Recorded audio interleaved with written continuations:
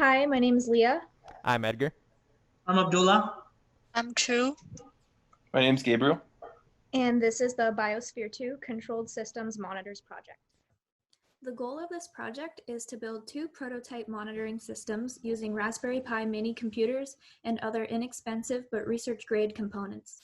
Our two prototypes are for a coral reef raceway at Biosphere 2, where corals are being grown for an important research project that could lead to the repopulation of coral reefs impacted by changing ocean climate, and for a lunar greenhouse exhibit at Biosphere 2, where visitors learn about the growing field of space agriculture and other life-sustaining technology for future interplanetary missions.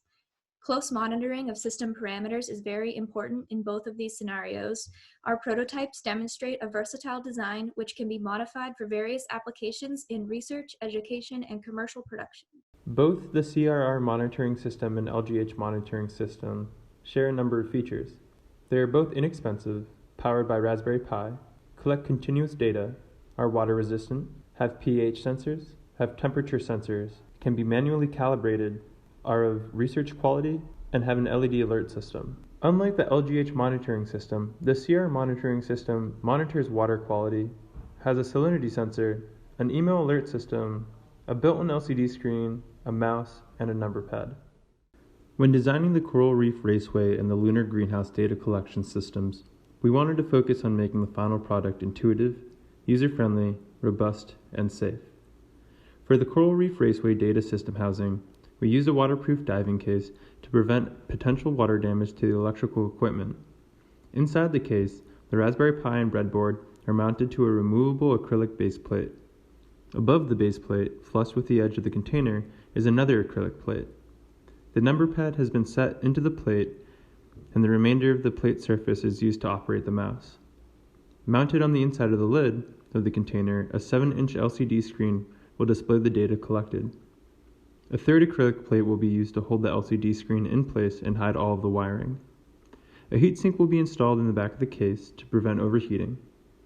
Probe wires leaving the Seahorse case will exit through the holes sealed with silicone to prevent the possible water damage. Jumper wires will be connected to an amphenol connector to prevent water damage.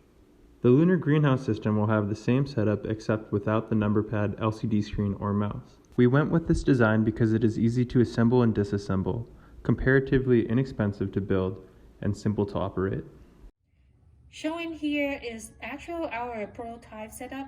Due to the pandemic, a solder board couldn't be delivered in time. The yellow color glass contain the Gatorade.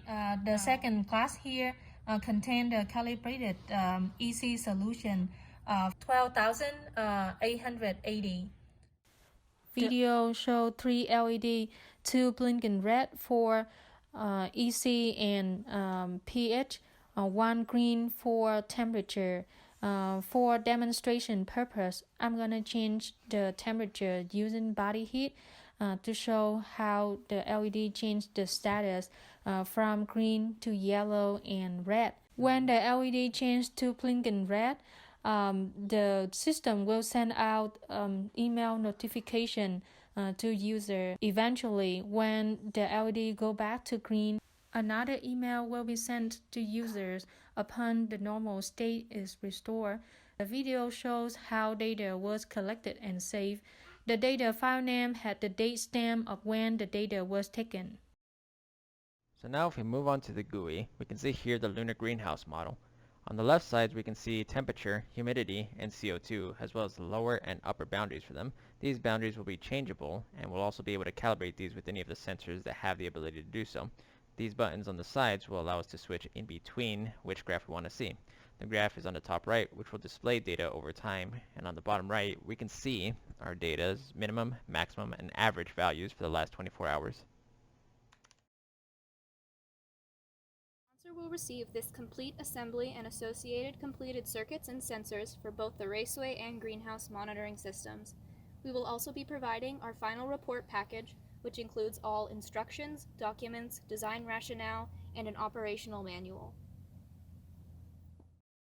In conclusion, our design meets all of the system requirements and can be reproduced for around $1,000 to $1,500, depending on the model, with the Coral Reef Raceway monitoring system costing less than $1,000 to make, and the lunar greenhouse monitoring system costing about $1,300. Our design is also versatile and can be easily modified for different applications by adding or changing sensors. We would also like to acknowledge Katie Morgan and Wei Rin Ng from Biosphere 2, as well as Mike Mason at the Biosystems Engineering Fabrication Shop. As team lead, I've learned a lot about utilizing the diverse strengths of each of the members on our interdisciplinary team.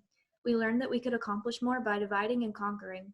And by the end of the fall semester, things seemed to be going really well, and we were excited to get the project built in the spring. However, we faced a harsh reality when we returned from winter break and found out that one of our team members had passed away. We were challenged to reorganize the way that we planned to do things, but were able to continue despite of this. 2 months later, our plans were challenged once again with the COVID-19 pandemic and social distancing orders coming into effect. We've been able to revise our plans and are committed to completing the project even if it takes longer than this semester.